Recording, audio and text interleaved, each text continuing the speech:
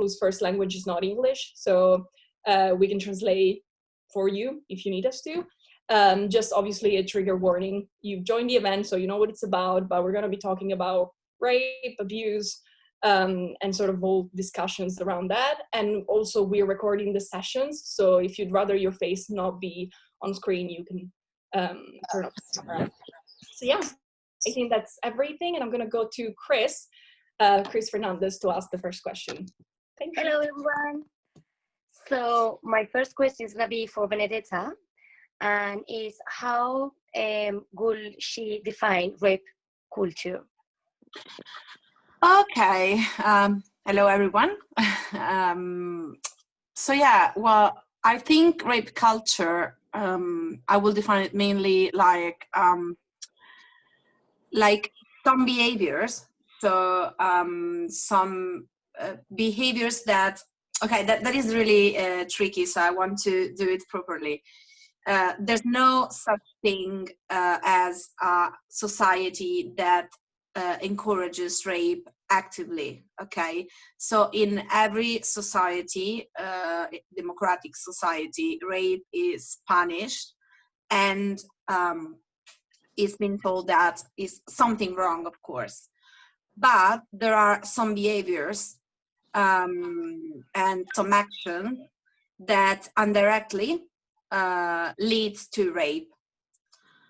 And when that happens, of course, they encourage rapes. And that happens, for example, so imagine like the rape culture as a pyramid. That's kind of a famous image now, but it's a pyramid. At the top of the pyramid, you have rape, which is like the worst part of that. But it's like, if you want to see it, like the point of an iceberg, okay? But underneath that, there are a lot of behaviors and actions that lead to that. And well, for sure, there are like, we can start from the basis. There are behaviors like the locker room banter, which is the way boys and males speak about women when they're not around, and it seems something like innocent, but it's not, because it perpetrates the idea of women like objects, and something that is not part of the conversation when it comes to sexuality. So it is something that has to do with consent too. And then we have, for example, we have the catcalling, we have all kind of harassment in the streets, in the workplace, and we have the revenge porn. And revenge porn is not only like when you share pictures online that are meant to be private. Also, there are lots of Telegrams group that share pictures you post on Instagram. And it's mainly because they feel like that if a woman do that, so shares a picture of herself in underwear, she should be punished for that. And it's sort of a victim blaming. Victim blaming is part of rape culture too. And it's all about the ideas that women are not part of like a sexual interaction, but only the object of that. And so their consent is not important. And also the idea that there are good and bad women, and like the bad women are disposable. So I think that's at the base of rape culture, the idea that some women are disposable. And as I said, I repeat, but it's really important, they're not part of a sexual dialogue, because, you know, women are, if they do sex, it's only because they want to be validated by men. It's not because we have hormones and vaginas and whatever we want. So yeah, that's simple. Yeah, that's my definition.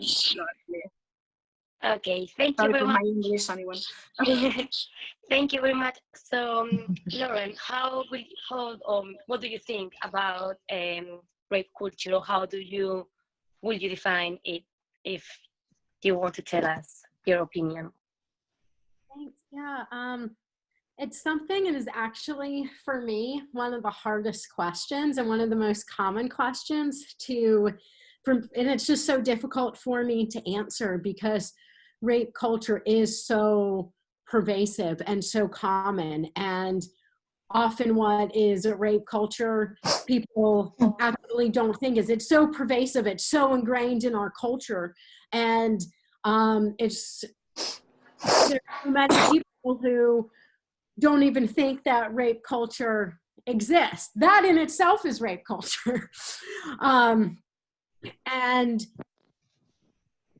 I think, like, as a definition, kind of the normalization of sexual violence and the blame that it puts on survivors and supporters of survivors. I think that sexual violence is kind of as Benedetta was saying, sexual violence is a spectrum. So catcalling is sexual violence. So is, sexual assault. So is rape.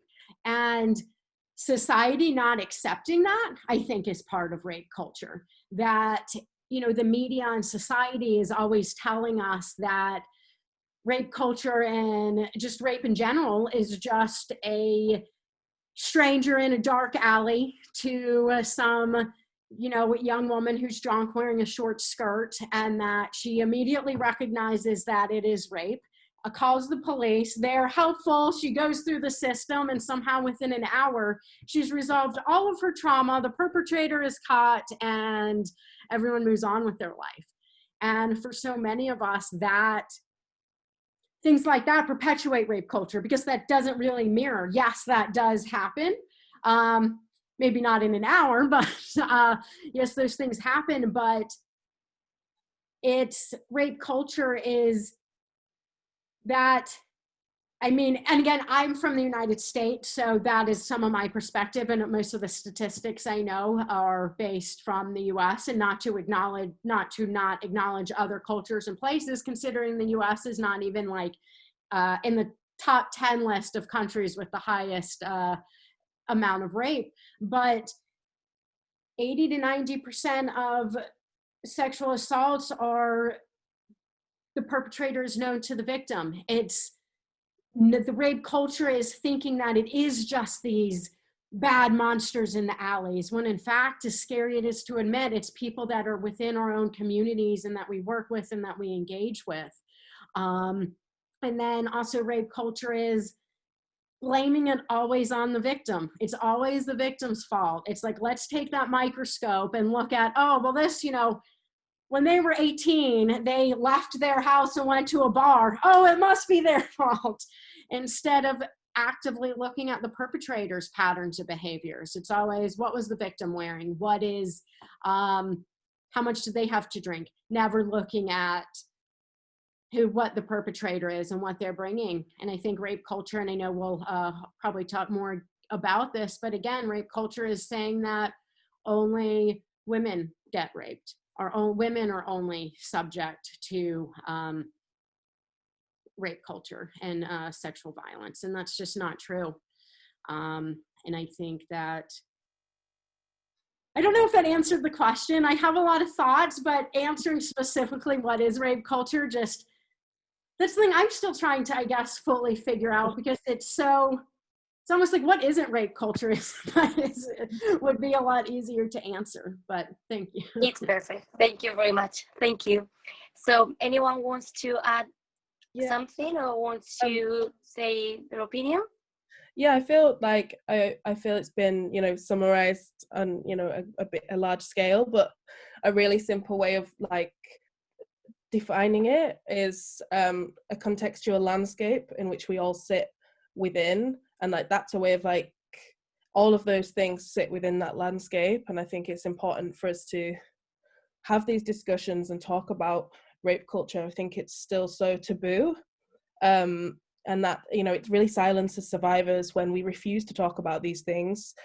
We all sit within the landscape, so we can all dismantle rape culture together.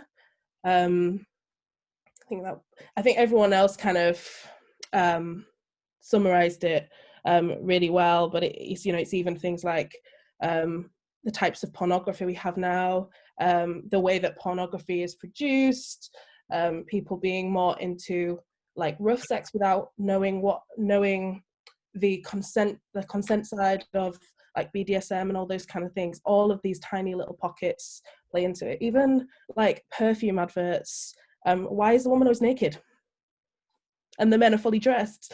You know, I remember like even when I was a teenager, there was an American Apparel advert for like skirts, and it was loads of girls in the skater skirts that they sold like bent over with their knickers out. And it was like, why are we being sold a skirt with, you know, messages of rape culture? But yeah, that was the only thing I had to add. I think everyone said really good things about it. I think it's one thing I'm going to add to that is that what you just said, because you know that song, like, I know you want it, right? And all the kids are singing to it, but they really didn't understand what it was. And social media, music, you know, films, whatever you call it, make it normal for a girl to be raped. And if she says no, because there's a song says that, I know you want it. So do you know what I mean? So yeah, media, music, everything have a big part. They play big part of it. Simple as that. Just to add what Hoda said, I think what Lauren and Annie have picked up on is just how ingrained it is in everything, to the point where when you're trying to dismantle it from the center, it's quite terrifying, because it's almost like you have to dismantle and look at every single aspect of your reality. It's not just like, okay, rape culture's over there. It's literally seeped into everything we consume and everything we are exposed to as well.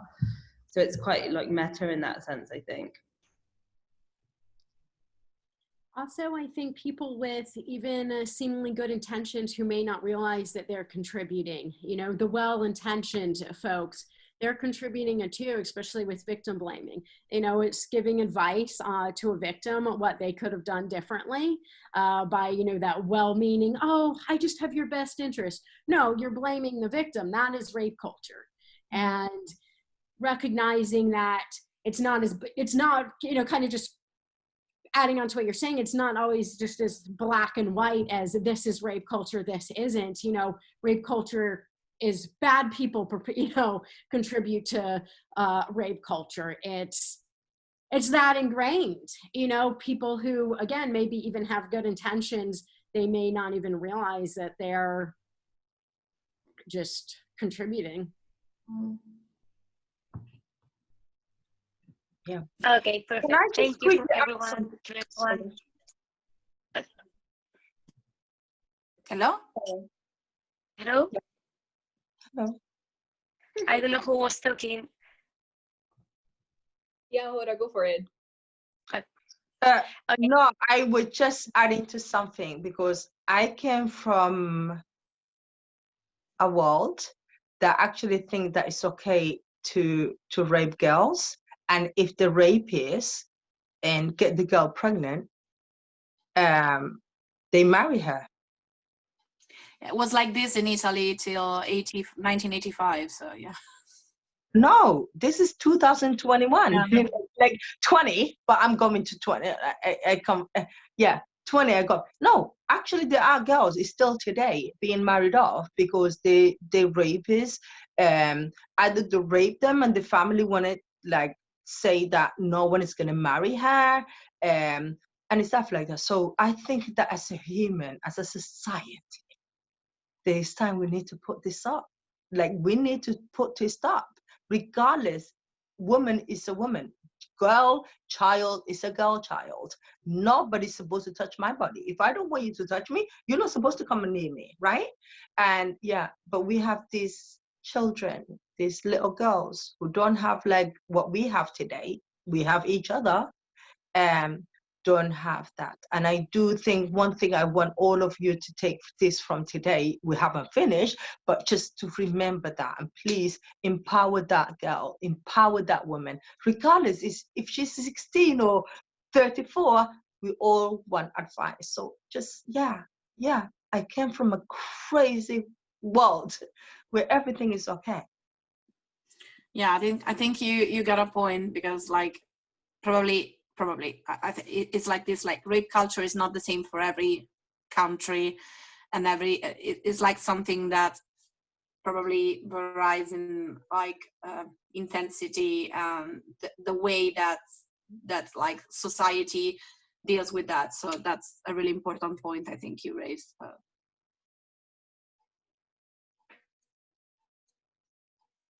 Okay, so thank you for all of you. If you are happy, we are gonna go to the next question. It's gonna be for Christy from Hail and Chill, and is how does society perpetuate the blame on the survivors or the victims? Okay, basically, I think, especially from where I'm from, especially being someone in sub-Saharan Africa, I live in Ghana, but I'm Nigerian, but I have traveled most West African countries, so it's almost the same thing. So basically, what society does is, like, let's say, trivializing sexual assault. This is something we see every day here, like boys will be boys, you know, you go to the market and, you know, everybody wants to grab your body just to tell you to buy. So the men are touching you everywhere and you're like confused what's going on. And sometimes when you talk about it, you see other women actually telling you, oh, it's just a touch. Why are you making a fuss out of it? Why are you angry? Oh, that it's nothing. Why are you so, you know, why are you so mad? And also, I think the fact that some people actually tolerate harassments, like people shutting you up not to talk about your issues, it's a very, very, very, very big problem. And when people also ask, what are you wearing? You shouldn't be wearing this, you shouldn't be saying this, you shouldn't be here as a woman and all that. But the funny thing is that people do not realize that rape culture does not affect just women, it affects the men too. It affects everybody, the men, the children, the women, the boys, and the girls. And also like when women are asked to be a certain way, like you have to be soft as a woman, you don't have to do this, you don't have to, you know, you don't have to talk back.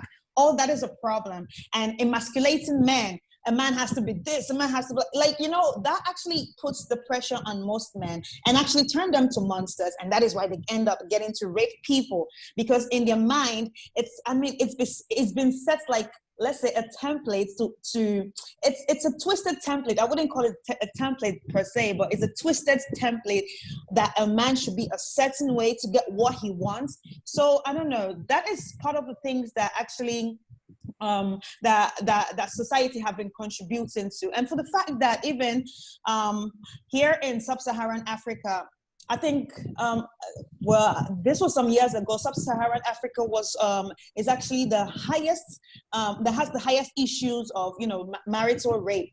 Marital rape is a big deal. And that is because of the rape culture that goes on here. As a woman, you don't have to, you know, refuse your husband from touching you. He can have it anytime he wants to. And it's crazy. And some even don't know that it's a problem. And some even don't know that it's rape. You know, and because some don't even know it's rape, it's a very big problem. So that is why, like, some of us want to talk about it, want to educate people about it. And even when you do, they tell you to shut up. What do you know? How do you know? You know, this is a culture. This has been there. It's tradition, you know. And because all this has been, you know, put to control our minds and how we think, it's going to keep going on. It's going to keep going on. And I think this also has to do with the way people have been raised. This is not just going to be like a societal thing. It's in our houses.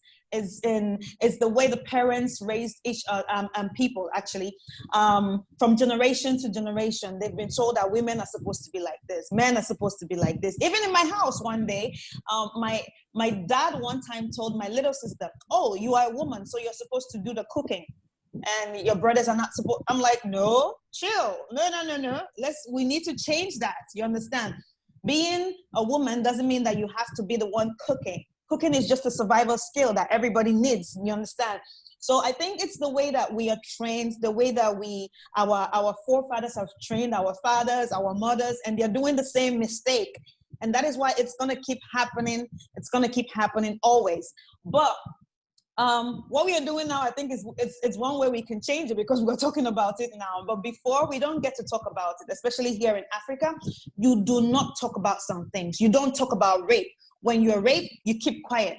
Like, your parents will actually tell you, no, don't tell anybody. It's gonna bring shame to the family. It's gonna make the family look bad. Another way, religion. Religion is another problem. I'm a Christian, but sometimes I do not really agree to the way things are done, in such a way that they tell you, oh, forgive. Oh, like, no. Let's not worry about forgiving. Let's worry about punishing the people too. It's not always about, the victim. What about the perpetrator? You understand? Like, we need to focus on the right things, like from family to religion to where you work. It's everywhere. And I think that's how society just contributes to making it worse.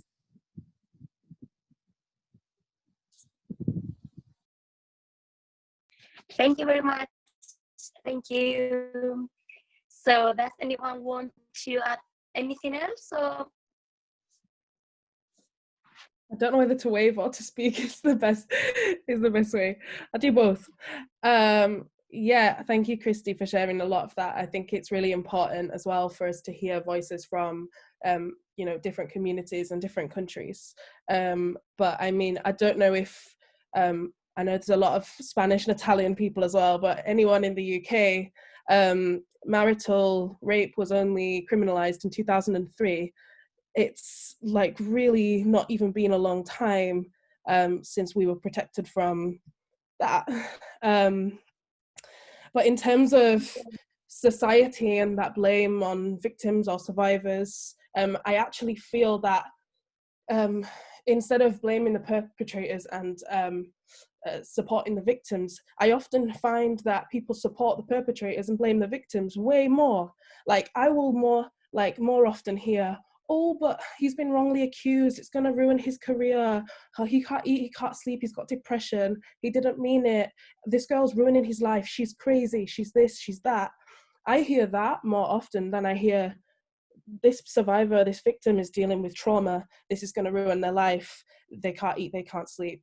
And I that is so messed up that actually I can see people nodding, that we hear more sympathy for perpetrators or accused, as we often hear, rather than the word perpetrator.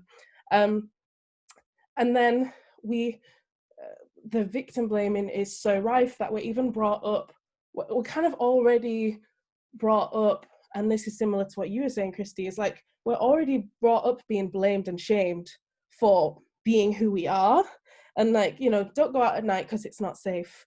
Don't be anywhere without your friends. Make sure you're never too drunk. And that's our, parents or friends or family protecting us. Yes. But all of that is still putting the blame on us. Why can't we tell perpetrators, don't go out at night? It's like, it's really simple and obvious, but really sad when you see like threads, like Twitter threads and stuff about like, I don't know if everyone's seen it, but it was like, what would you do if men didn't exist for the day? And I'm sorry for using quite binary language, but this is what was used in the tweet. And it was like, everyone said, I want to go for a run at night, or I want to walk with my headphones in at night. And I shared some of it, and I don't have that many cisgender male followers. My following's mostly women and people from the LGBTQ community. But I did find that the sort of heterosexual cisgender men were messaging me like, I never even thought about that. And it's so like beyond their even capacity. They never even had to think about these kind of things. I really think the press need to change in the way that they talk about any kind of sexual assault, rape, abuse. I mean, I feel like people felt more sorry for Prince Albert. Is it Albert? I don't even want to like repeat his name. That's why I don't care to remember his name. It's like, it's so, we know it's happening, but people want to turn a blind eye and shame survivors instead of like accept that we have all, added to rape culture and victim blaming. I work with young people that have survived child sexual exploitation, and that's rape, sexual assault, grooming, gang violence. It's like a really wide spectrum of survivors. But I've found even police officers will blame them. Social workers will talk about them in a way that blames them for what's happened. I've sat in rooms where people have blamed a 12-year-old girl for something that's happened to her because she posts these kind of pictures online, or she added loads of guys on Snapchat. So we need to just really take a hard look in the mirror of how we talk about survivors, and address the issue, not blaming a 12-year-old girl for something that has been so traumatic is never going to help. And I just find it quite hard to fathom that. If I can add a thing to what Annie said, it's like sometimes I reflect on that, and it's really, it makes me really angry. She got a point about like our routine life, you know, and how much is different from male routine life.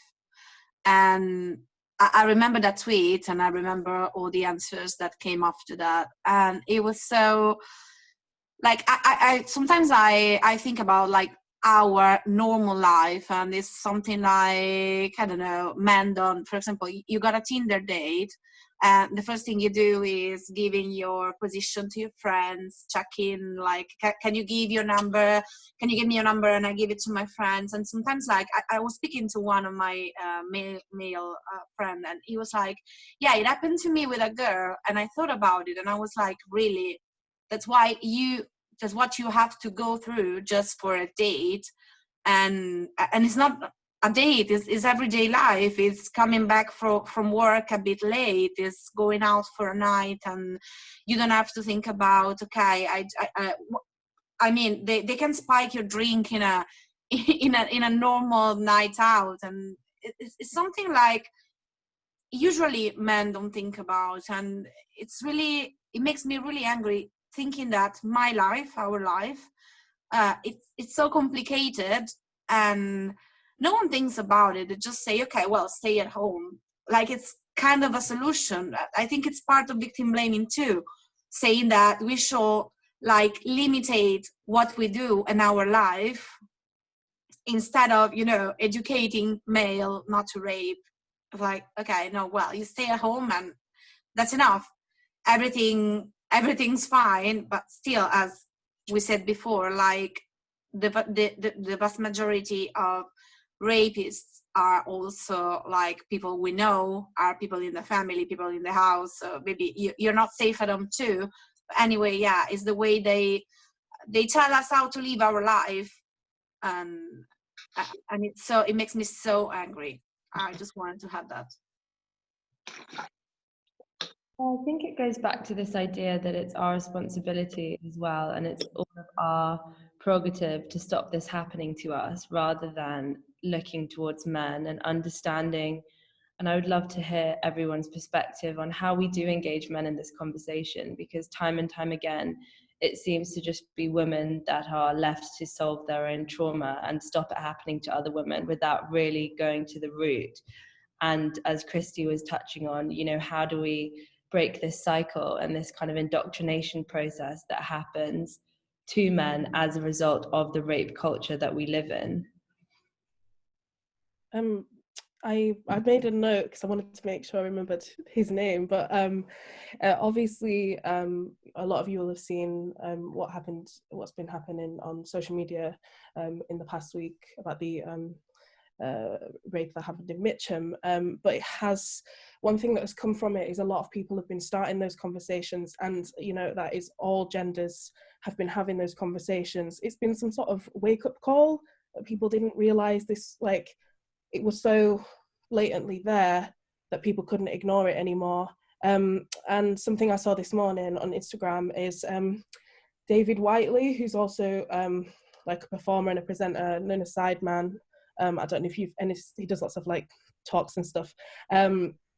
Now, he might not always use the language that like a feminist would want, or he might not be totally intersectional, but what he does represent is like cisgender men, and he's having some of those conversations around consent. And I watched it and I was like, yes, this is what we need. We need men who have a platform. We need men who have audiences of young teenagers who are influential. You know, like it gets to that point where people stop listening to us, like, oh, whining on again, feminists. And it's like, no, we need everyone to be a feminist so that we can, you know, dismantle this together. It's like any issue, if we need to be looking at the root cause of the issue, the victims of the issue can't solve it alone. So just, I would say to anyone, check it out and share it, because if you have any followers or like friends or family who wouldn't usually listen to you because they'd be like, oh, she's going on again, or they're going on again, they might be more likely to listen to him talk about it, because his language is a lot more maybe I don't know what the word is, like the language and the way he speaks, and he really just breaks it down and simplifies it, and he speaks about it in a way that I know, for example, young teenage boys would understand, and they'd be like, oh wait, I shouldn't be doing that. We need more of that. If anyone's got access to any high profile people who aren't usually in the conversation, we need to bring them in and like not necessarily shame people that don't understand things yet. We need to allow people to say, look, I know I've contributed to this before, and I accept that my way of thinking is still flawed, but I want to learn. I think that's I don't think that's down to victims and survivors if they're not in the place where they are able to do that, because it is really hard work, but it's up for other people and intersectional feminists to kind of bring those people into the conversation. I think I agree with Mabel, and also I agree with Annie. Actually, the fact that Mabel said that we need to bring the men into this conversation, it's very important, because at the end of the day, I mean, like most cases come from their side, obviously, and they don't even understand that it affects them sometimes. And like Annie said that it's time we learn to speak to them in such a way that they don't feel shamed, like when they don't understand anything, because at the end of the day, a lot of people are actually how they are because they grew up like that, because that is what they were taught in the house. So I also believe as feminists, it's also time for us to actually sometimes put ourselves in the position that we're ready to teach, we're ready to communicate. It shouldn't always be like a war, because if it's always like the banter, like the back and forth, we would never get anywhere. People would never learn. You can't teach people by always being mad.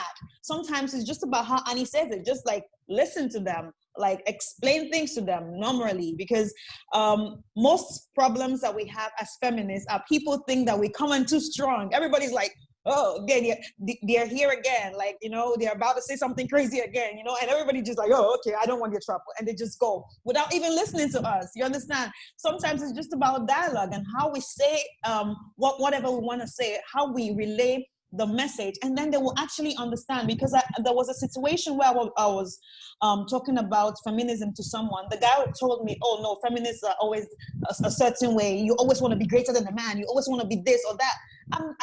I had to like explain to him, feminism is all about equality. So imagine your daughter was, you know, in school and they said she can't do a certain course just because she's a female. How would you feel? And then he was like, oh wow, okay, that actually makes sense. Oh, okay, now I understand you. It's not like we're fighting. I'm like, yeah.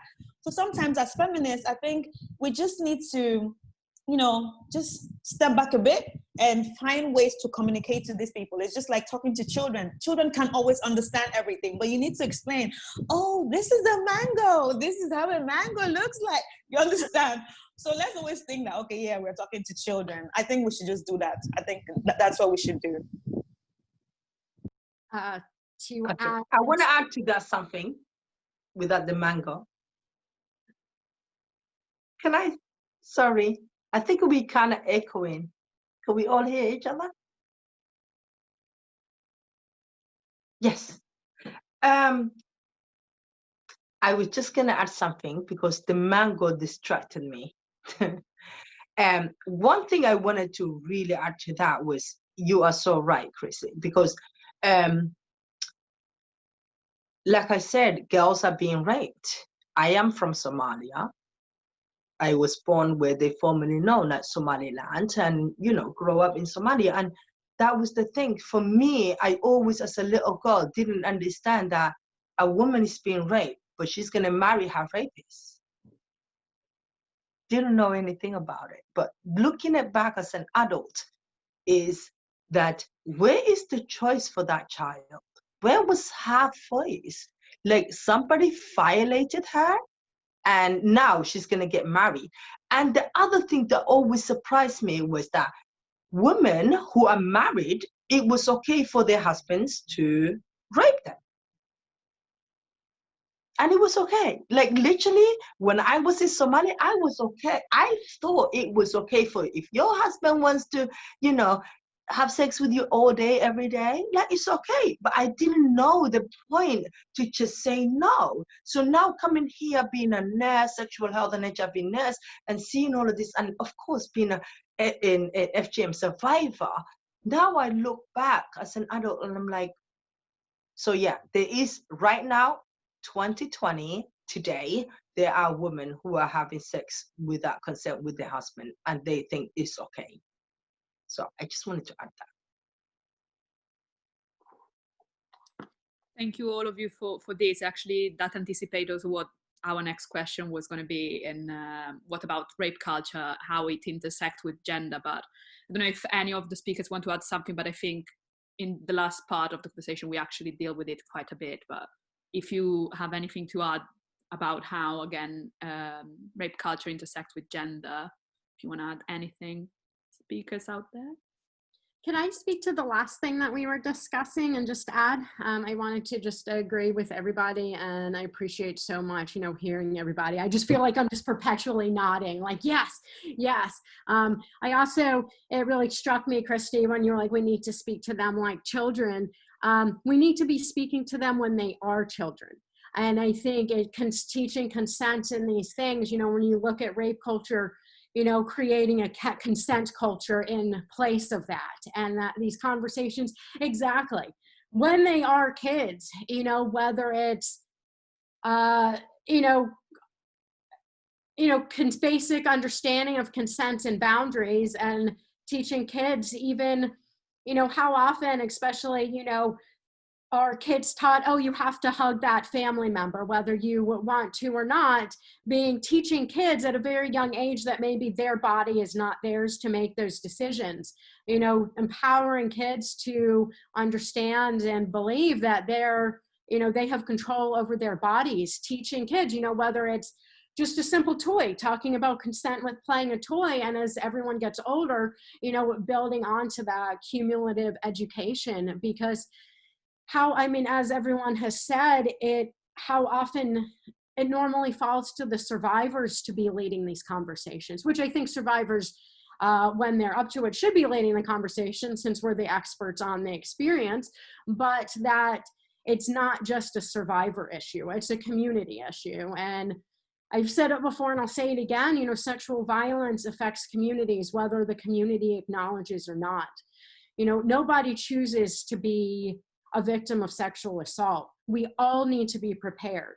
We all need to know what to do, because we never know, and that's part of the scariness of it. We never know when it's going to happen to us or someone we love. I think a lot about how as a kid, again, it's ingrained in me, and I don't know what it is where you all are, but in the States, you dial 911 in case of emergency.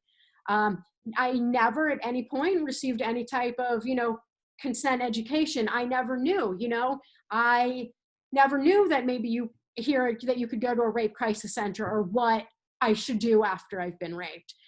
That should be part of the education, and not just for women, not just for survivors, because it needs to be, and as it's already been touched on, until the entire community is aware, the people in the community are going to continue to perpetuate and create new cycles of that harm and of the abuse. And so it really is such a community issue. And how often it becomes like, oh, it's just a feminist issue, or blah, blah, blah. It's like, no, again, that's rape culture. It's, we need to, create a consent culture, I guess, instead. So I just wanted to say that. Thank you so much. No, I wanted to add something to what Lauren said, because I think it's really important. I've been abused when I was a child, and that I think is the way for all of my life till what happened later, which is a classical rape, is something that like was with me for all my sexual life. And I think she got a point when she says, I didn't know anything about rape culture. And I want to add something. I didn't know anything about consent, and I didn't know anything about my sexual desires. I didn't know, not I didn't know, but like the culture around me, like my friends, my like people around me, my family, just told me that I was just watching them be like this. But I just saw women, like, as we said before, like nodding and saying, and I mean, trying to do things to be validated from men. And one big part of what happened to me, I think, is because I wasn't like aware of my sexual desires. Because part of what Lauren said, for example, is really important, because we don't like have a proper sexual education and emotional education too. And like it's when what you have to teach boys and girls that, or I mean, I think you have to be a genderless sexual education, which I think is more important, because consent is not just for girls or just for boys or whatever gender you identify with. It's something like you should know, and you should learn the basis. Like the basic principle is that you have sex with someone because you want to have sex in that moment. And it's something that is simple, but you never learn that in school or when you're little or when you start doing like sexual education, and it's something that stays with you. And I think part of my apart from the abuse, that's something that, as I said, I brought with me when growing up. But I think part of what happened, like I've been coerced into sex, and it's something that I wasn't prepared for that. And I think part of that is teaching, I repeat, people, regardless of their gender, that it's really important to be aware of your sexual desires and your simply understanding what you want in a moment. And if it's to have sex, you have sex. And if you're doing sex just because you want to please someone, or you are afraid to say no, or you are, I don't know, you are lied to engage in a sexual activity, yeah, that is something completely wrong. And we should focus on that, especially talking about women, because, you know, as girls, we're raised in a certain way, and that way is, you know, always be obedient and nice and smiling and never say no and always make everyone comfortable. No, we should learn how to make people uncomfortable if it's something that can save our lives. That's all I wanted to add. All right, I think I want to add to what Benedetta said right now. Like, let me give an example that I have seen here in Ghana here. I've seen where little kids, especially kids in high school, girls, say, they actually, you know, this time it's not about the boy. They are actually the ones being the perpetrators, but because they are pushing the boys to do these things to them. Why? I see little girls saying, oh, he's a weak boy. Why is he a weak boy? Because, because he doesn't want to chase me, because he stopped, because he doesn't want to touch me, because, you know? So, and I think it's time we talk to our little girls. Learn to say no. If you want it, say yes. Like the games that we play most of the times, like the mind games that they teach girls to play most of the times, it's like, it doesn't make sense. We should be able to tell our girls to say yes or no. Do you want it? Yes. Do you not want it? No. Sometimes it's yes, no, yes, no, yes, no, yes, no. Then at the end of it, something happens and you're like, oh, I was not ready. But you are not saying yes. You're not saying no. You're just like, yes, no, yes, no, yes, no. And I actually had a friend of mine, I was discussing this issue with him, and he said he met an Ethiopian girl.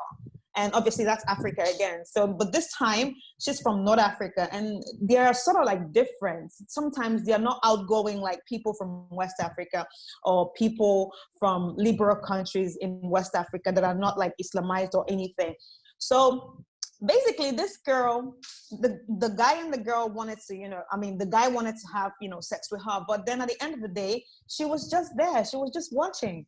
Like when it was time for the whole thing, she was just watching. The guy was like, what's going on? She was like, nah, that, in Ethiopia, we don't push for it. We don't do, like, we just lie down. What is that? So in that situation, the guy was like, nah, he's not comfortable, because at the end of the day, he doesn't want to touch her without her not saying, yes or no, because he might end up being a rapist or something. So he didn't touch her. But another day, she just came on to him and, had, sex with him. And then he was like, okay, I think she raped me. It was funny, but it's true, because she didn't act. She didn't talk about it. And he was so surprised, and he was just like, okay. So in this, like, I think it's time to talk to young girls, to be able to voice out whatever they want. If it's yes, say yes. If it's no, say no. Don't play mind games. All the things you read on the internet about how a man wants you, you have to play games. Sometimes they're like, they put us into a box and cause us to do things we don't want to do, or end up in situations we don't want to end, because we want him to chase you. You want him to touch you. And, so I think that has to change too. Can I add something to that, please? Of course you can. I can't see everybody because I'm using my phone, so I can't see everybody. So I apologize if I don't. Yeah. I really think that when we're thinking about consent and what we actually talking about is that, for me, it starts from a very young age. We have to actually teach our boys, like my nieces, that I teach them every day. They need to know. So for me, in a way, at the age of 42, I do feel like is whatever that's been said before me is not working. Because women are being raped, girls are being raped every day, every second of the day, actually, right? So I think that what we need to do for the future, for me, is that we need to educate the younger boys. We need to educate young girls and children. Children, if we start from the beginning with kids, because that's why I left the NHS and I went to schools, is that when you start working with children from the bottom, they really, really do understand. Now they grow up to be an adult who can make decisions for themselves, who can say yes or no. And that's what we need to do. Consent is, we're going to be fighting for that for a long, long time. But I think that our work and our job should go to the bottom to actually educate the children. That's all I'm going to add for now. I just want to add to that, and also to just go back to the question about the intersections with gender as well. I think, so the majority of the laws that we have around sexual assault and abuse, they are very outdated. The language is very binary. It's always about men and women usually only being the only victims. It's really important that we update those laws to include transgender women, transgender men, non-binary people, any sort of gender non-conforming folk, because we have to talk about it in terms of victims and perpetrators. And I think when we're talking about rape culture and the way that people are raised, we can use sort of language around someone that has been raised female, or like the way, because we don't want to put things aside that are really valid, like, how people have touched on people raised to be obedient and all that kind of thing. but in terms of the laws being outdated, that is a major issue when it comes to reporting as well, especially in the LGBTQ community. People are afraid to report because they might not get taken seriously, or they don't trust the police because of other experiences they've had. They might think that they would just be like laughed at or sent away, you know, you're not a survivor. It's still a major issue within some of the feminist community as well, where people are transphobic, where trans women or trans men are not welcomed into survivor spaces. I think it's really important to have safe spaces for all survivors, and having I can't really remember exactly, but there's ways of like phrasing different spaces as to what they are. So it could be this space is for people who have experienced abuse and gendered violence. There's like different ways of, because it's something I struggled with, trying to make the Wish Centre where I work more and more inclusive, especially of the trans community, and figuring out how to word that doesn't just sound weird, and also in a way that's really accessible too, because a young person might not understand long jargon. But then when we talk about sort of the gender intersections, I think we have to address toxic masculinity as a major issue in terms of rape culture, and that kind of, people have touched on it as well, talking about how men have to be this certain way, and to be masculine, you have to chase women, and you have to say, don't let them say no, and don't take, and all that kind of stuff. You know, even things like sliding into DMs or sending a dick pic when no one has said they want one, like no one. It's like all of these different tiny things pieced together, and that's kind of, it's like the toxic masculinity that we need to address. And so I'm glad as well we kind of mentioned that we want to bring people who have struggled with toxic masculinity into the conversation. Like, it's not your fault that you've had experience of toxic masculinity, but we need to get rid of it. It's not nice, it's toxic.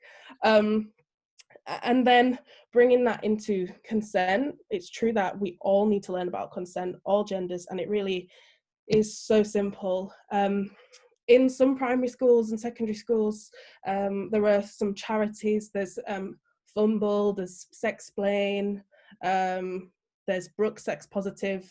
These are different like small charities that are going into primary schools and secondary schools and teaching about consent, and teaching about not slut shaming young people, for example.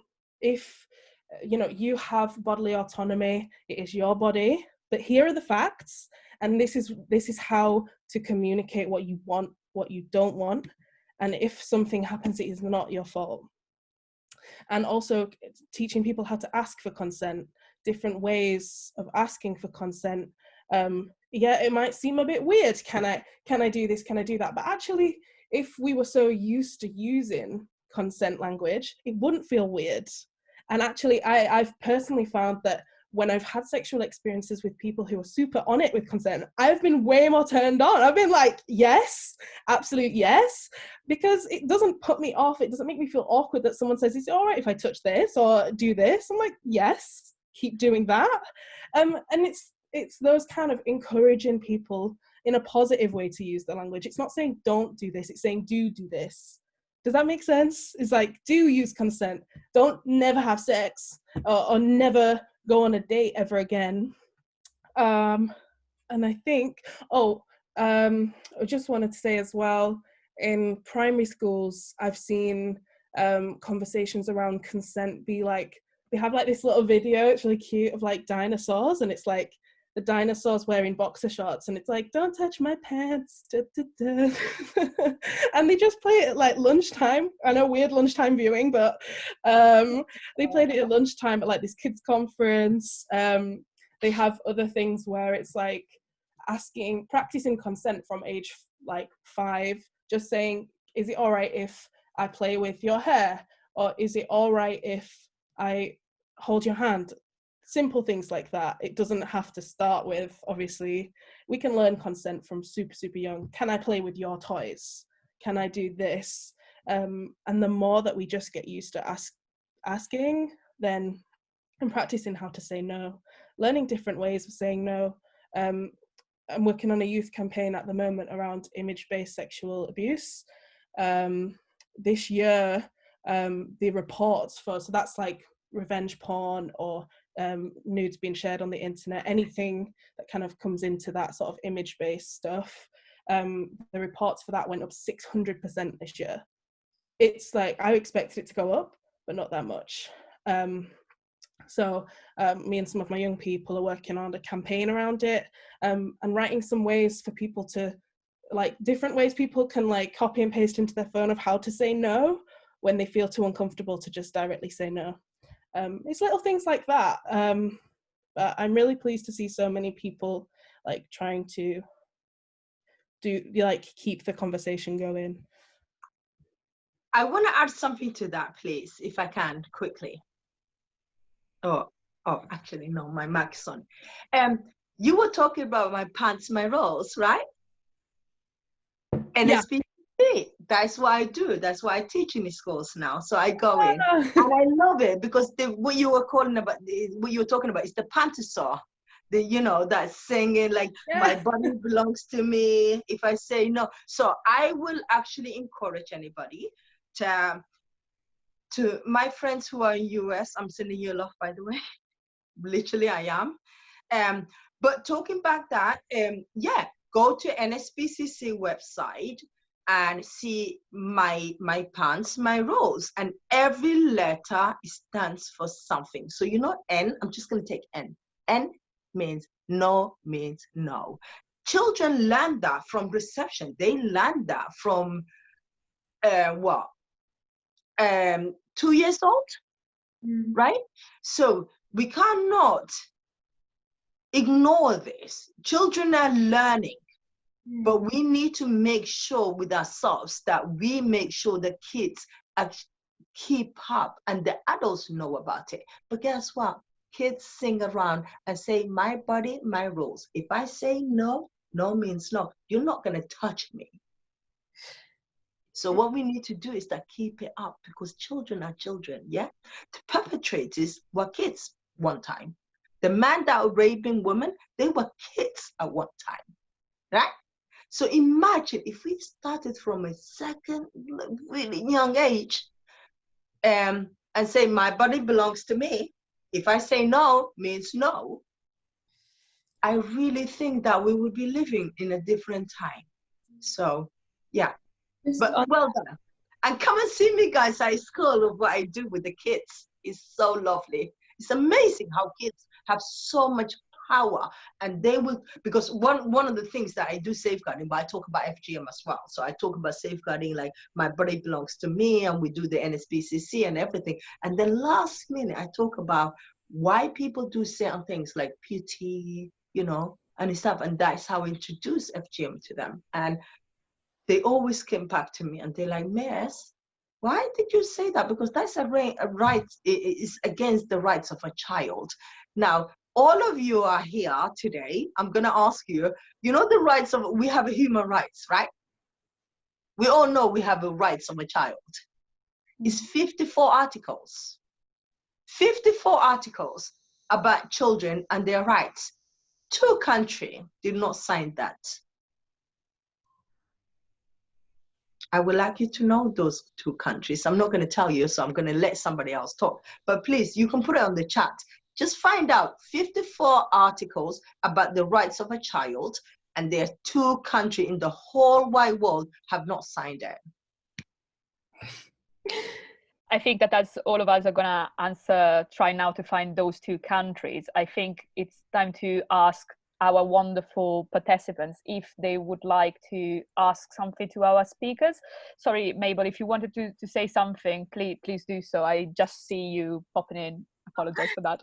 I was just going to say something that really quickly that a team member at the Vavengers told me today when I told you about this panel, which is kind of going off what Hoda said, which is that they were taught from a sort of safeguarding professional that, when we tickle children and they say stop, and we continue to tickle them, that leads a very like poor precedent for consent. And I was just saying to Hoda, kids are learning this, but we also have to look at our behaviors towards kids, because if you're tickling a child and they sort of love it but they hate it in a way that tickling makes you feel, and we're enjoying them not being able to stop us, that kind of blew my mind, because I suddenly thought, oh my God, like that's me participating in like a non-consensual kind of interaction. So I just wanted to share that, because it really, I can sort of put my hand up and say I never would even think of that as to do with consent, but of course it is. Yeah, a little bit like in Italy, we do have these things, and I'm sure everyone around the world, but when you're a small child and you meet like a friends of your mother or father or granny, anything, it's like, oh, why don't you go and blow him a kiss or hug him or them? And they're just like, I don't really want to do that, but why should I? It's pretty much having a similar situation where you're forced somehow to do something against your will, even if it's something connected with being nice, or as tickling. Again, maybe someone does not perceive that as an act of violence, but it's something still against the consent of the kid. But sorry for me interrupting. I can see that Rashonda, I apologize if I pronounce your name wrong, but you have your hands up if you want to ask something, please go ahead. Hi, so I have a few things, well, just two, but I wanted to ask Benedetta about like, what is a good and what is a bad woman? Like, what does that mean? Because good and bad is relative.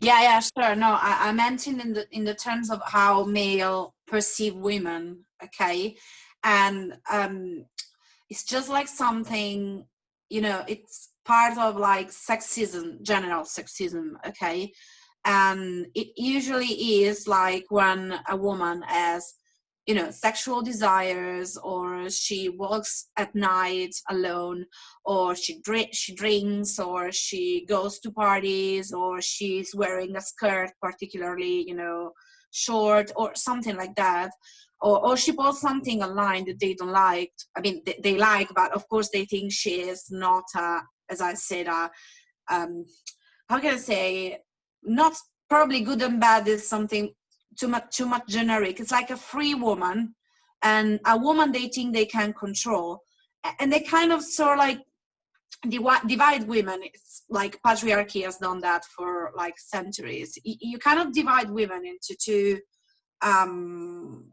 two categories. Okay, and it's like part of the rape culture, because rape is not an important thing we didn't say is that rape is not sexual. Rape is about power, is about control.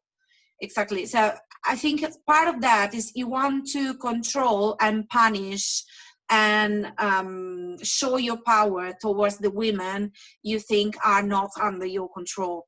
So that's what I meant by that. So I don't know, but of course it's not that if you behave like accordingly to men in a proper way, you're how can I say, you're safe from rape, because as we saw, rape is into houses too. So it's kind of like just the perception, and no woman is safe if we don't educate men. I think that's important.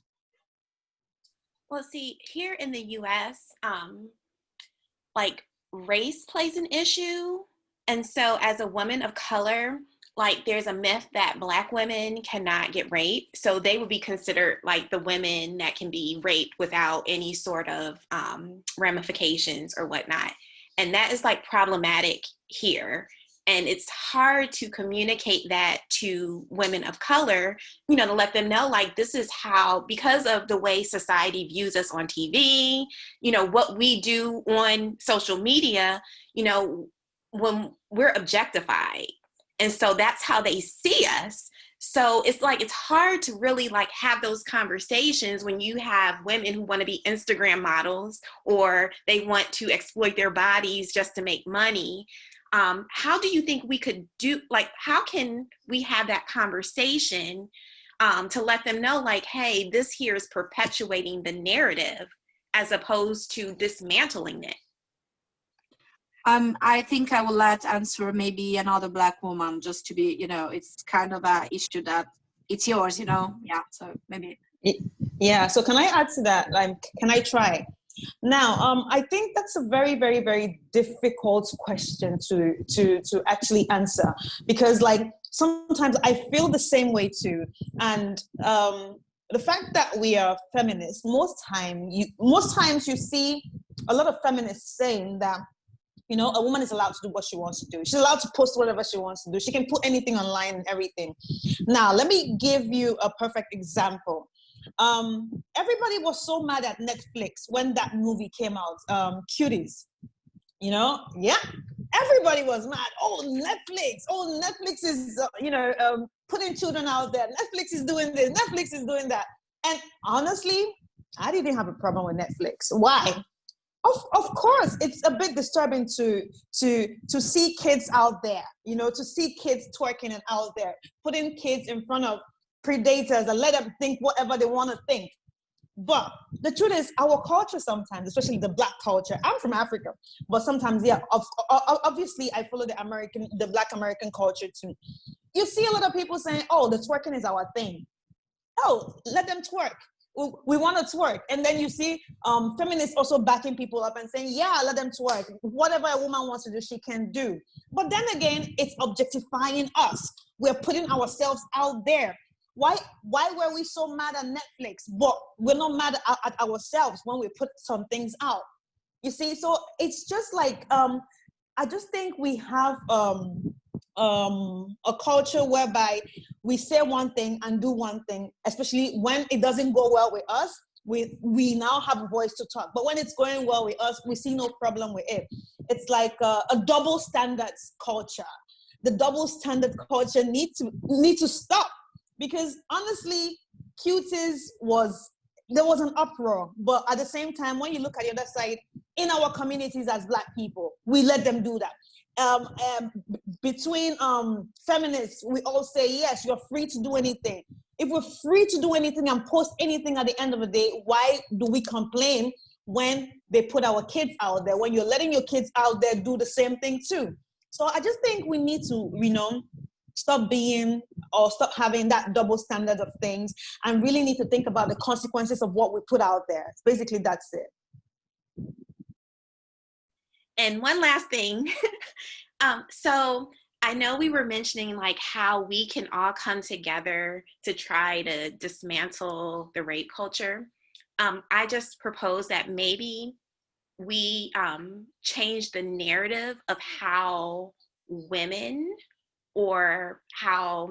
women are perceived or viewed, because I think the narrative right now comes from a patriarchal lens. So if we're custodians of our own narrative, then we get to pick and choose how people view us. We get to pick and choose, what we're going to tolerate. We can pick and choose just, how we want to be viewed in society altogether globally.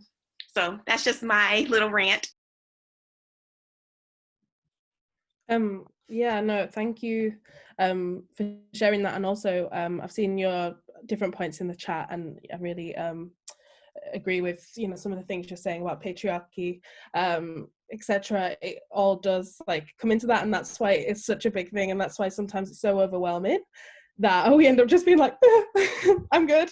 I don't have time for that today. It's too exhausting to stop fuck the patriarchy, but I don't really have time to, figure it all out. So that's why it is so tricky, and that's why it's not as easy as just let's just put an end to that. And Christy, I just wanted to add what you were saying about the film Cuties, because I too saw all these things, I woke up and it was like, cancel Netflix, blah, blah, blah. And I was like, oh my goodness. And I think sometimes as well, you panic and you want to share something so that everyone knows, this year has been a real, there's been lots of discussions around cancel culture and actually how we shouldn't do cancel culture, but we should talk about it and improve it. I don't know what they call it. Let's call it improved culture for the point. But then when I actually went and watched Cuties, because I didn't actually share the stuff, and I was glad I did not, because someone else said, actually the film was produced by, I think she was French, a French woman, and it was da-da-da-da. So I was like, I'm going to go watch it. I want to make my own kind of opinion on it.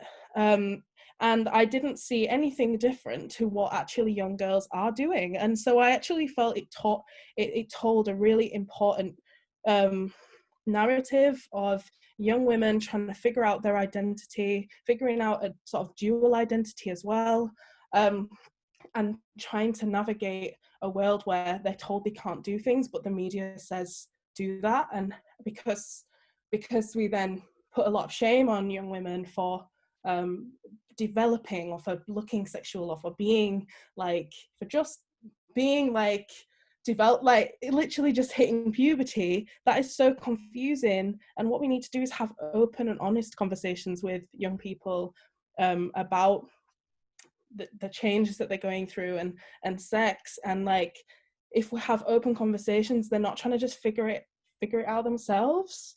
And I think as well, that's why sometimes there is a miscommunication within feminism about what people put out there online. I'm not talking specifically about Black women, because I'm not a Black woman, but I mean in general, I think there's some miscommunication in the feminist community about like slut shaming within feminism, and actually, is it my fault that people objectify my body? If I want to be sexual every now and then, does that mean that I'm always a sexual being? No, because I get to decide that. And if I want to post a picture, even, it's the same thing like being intersectional. We support sex workers' rights. If a sex worker is sexually assaulted or raped, that is not their fault. I'm not going to blame them. They have the same rights to their body and their autonomy. And so I think, we've got to be careful when we talk about people feeling empowered and using their body for profit or for like fame or whatever. We have to it's quite a layered thing, and it's not to tell them like, oh, therefore you like shaming all other women, because then we discount a lot of the people that we're trying to keep safe. Does that make any sense? I don't know if that was a bit. It does. No, I think it does. Oh, it sorry. does. Thanks. Okay. It's just like, for example, I post pictures on the internet of me in bikinis or underwear. I'm also a model, so like that's a part of what I do. But I also am a feminist, and I also know that I deserve the rights over my body. I can't always control where an image goes, and that's a part of the internet and the issues with the internet. I can't control how people look at my body, but I can control how I feel about my body and how I choose to bring it to the world. And I know some people would be like, wow, you really post that, and then you also work with young people. But no, young people are also experimenting. They're also taking images of themselves. If I don't talk to them about, I have to inform young people of these are the risks, but it's still your body, and what you choose to do is up to you. And you're not I'm not going to slut shame you for wanting to do something. It's about giving people the information and then letting them make those choices for themselves. Yeah, I think the difference is like between if you're the subject of what you're doing, like you post your body on the internet because you want to, I don't know, work with that, or you have a message, or you have it's like you have a purpose to do that, or you just want, I don't know, you're an underwear model, you're a sex worker, but you're the subject. I think it's really different when like you see an image online, or an advertisement, and it's something about, you see that woman there, the woman is not like in porn, for example, like it's not the, okay, say I don't blame the porn star, because I think like you with sex work, it's just the representation of sex in porn that I think is wrong, because the woman is never mainstream porn, the woman is not the subject in the representation, and I think that is objectifying. I think it's really different when you see, for example, a woman using her body for, I don't know, sex work or normal work or whatever she's doing with her body, putting herself in the center of her message and what she wants to communicate with her body. I think it's, I agree with you, but that's a really important difference. Like when you see an advertisement, it's usually, I don't know, men watching a woman ass, and that's it. So that kind of send the wrong message. Yeah. I agree. Thanks. That's a good distinction as well. Yeah, it's been the object or the subject, basically. Yeah. Thank you, all of you, to answer this. Is there any other questions for our speakers out there? If you have a question, please just turn your mic on and go ahead, because I think it's almost time to start wrapping up. But I mean, I would love to stay here longer and longer, but I guess Can I just add something to that? Of course. One thing I'm going to say that we are here today and we are talking about, you know, violence against women and girls. This is something that's been talked about for like hundreds of years ago. And we are still here, 2020. And we are talking about how do we actually safeguard our body? Because it's my body, right? Like nobody could do anything. But that's not how it works. I'm a survivor of FGM, and there are over 200 million women and girls who are survivors of FGM around the world. Every 10 seconds, girl is being cut somewhere around the world. And one of the reasons was like, oh, it just happens to Africa, so we're not going to talk about it. But guess what? It happens in America, it happens in South America, it happens everywhere. So when we talk about the rape culture, and I always have a problem as well with the word rape and a culture. I got a problem with that. Like, please, if somebody can enlighten me for it, please enlighten me, because rape is rape. Rape is something that is hurtful, like literally it's a rape. But then culture for me is something that I love. It's my clothes, what I wear, it's the food I eat, it's the music I listen to. So I really hate the word that we are, you know, this rape and a culture together. So if somebody can give me an opinion of it, then I would love it. But it's not my culture. My culture is beautiful. My culture is the music and the, you know, the food I eat. We should find another name for that. Yeah. Well, I think I think we should change the name. It just doesn't make me feel comfortable at all. But what I was saying is that there are 200 million women and girls survivors of FGM. Every 10 seconds, girls is being cut, and she was cut so she can have a sex virgin for her future husband. That's why girls are cut. So they can control their sexuality, and especially type 3, that when you go, your husband can tell that you haven't had sex. So yeah, please, like, none of what we're talking about today, what we're talking about makes sense, but what we are talking about in general doesn't make sense. The world needs to wake up. Man needs to wake up. I have brothers, I have fathers, my father, my brothers. I know they don't want any other girl to be hurt. So what we need to do is that we need to ask everybody, especially the opposite sex, like, you know, the man, because the men are mainly perpetrators in this, is just to think about it. Yeah, I mean, Hada, I think what you bring up is really interesting around language, and also Rashonda, what you said about looking at this discussion or looking at rape culture through the patriarchal lens. It's like what Hada's saying to me is an invitation for us to reframe and actually not put our foot down and say we're not going to allow rape to be part of our culture anymore. And are we, by putting those two phrases together, sort of reinforcing that rape is inherently in culture. Hoda, I just think it's a very interesting point. I don't have any answers right now, but I'd be interested to hear what the rest of the panel thinks about it.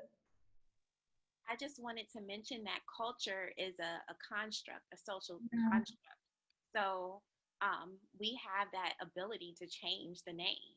But the problem is that rape has been so embedded into our cultures that it's a part of it. It's unfortunate, but it's a part of it, and that's the reality of it. But we have the control to change it. So why not? Let's just do that. Let's just do that.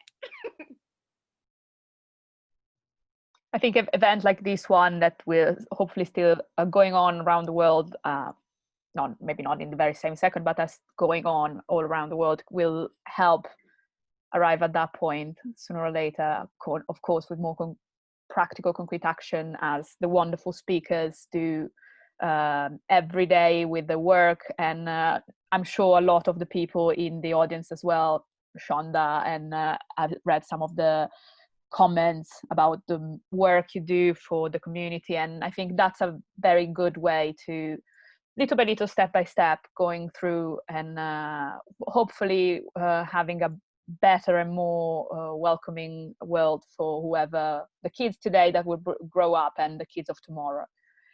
If there's no other question, I would probably have to do the awful job of saying goodbye to everybody and declare these over. I said I would love to go on and on and on, but I don't want to all the people to stay up here. But it would be lovely perhaps to get back to the topic in the future with more panelists, or the same panelists and more topics.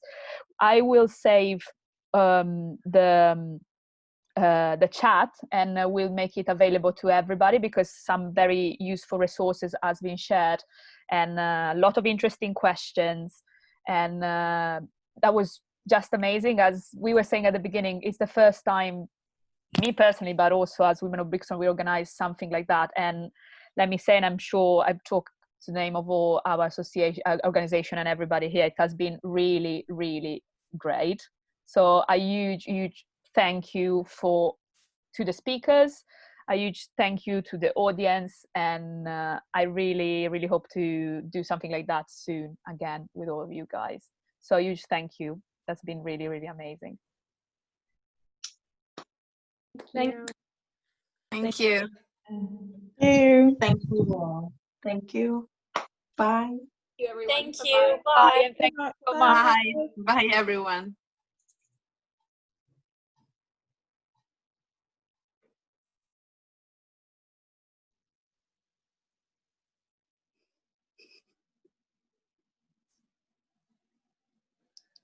Un po' di persone.